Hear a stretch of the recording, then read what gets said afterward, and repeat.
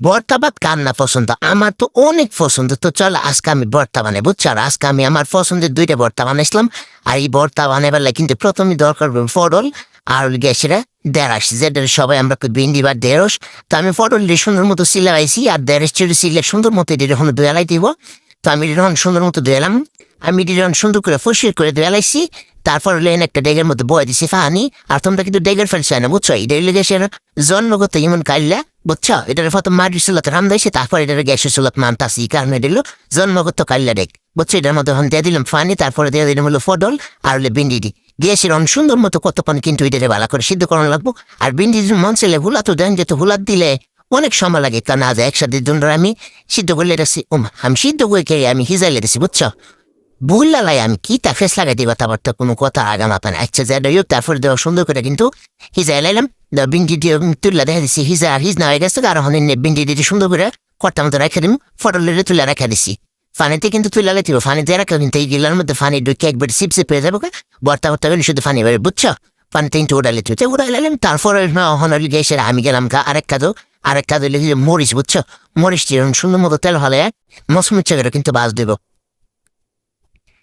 আর এরকম মরিচ ওইলেও আমি ভাবছিলাম মনে এই মরিচ দিয়ে ভর্তা হইতো না, কিন্তু এই মরিচ দিয়ে ভর্তা বানাইছি পরে ভর্তা এমন জাল হইছে, হাইয়া মনে হইতেছে আমার কান্দে দুমা বাড়িতেছে, এমন একটা অবস্থা, বুঝছো?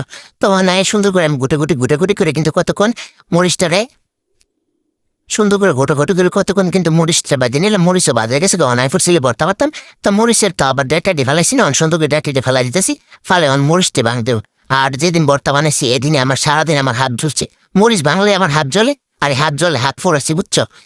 এই কারণে সবসময় আমার জামাই মরিচ ভাঙ, কিন্তু যেহেতু বাড়া বাসাতে নাই, কিচ্ছু করার নাই, আমার গেল বসে আলার মরিচ আজকা তোরা এমন শিক্ষা দিম, হাত জ্বললে তো জ্বলে, তো কিচ্ছু করে না, যেহেতু আমার হাত জ্বলে তোরা আমিও করে ইচ্ছে মতো ভর্তা বানাই দিম।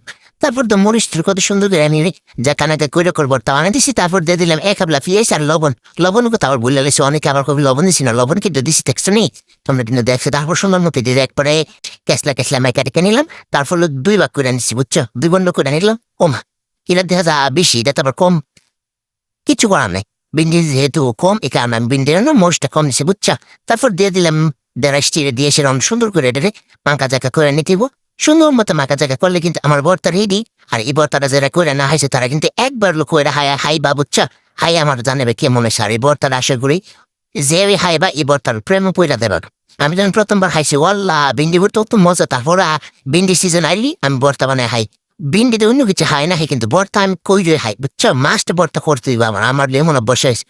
তারপর লিখেছিল ফটলে ফেলা একটা এই ফটল মারতাম কি আমার একটা নাটকের কথা মনে গেছে, বুঝছো?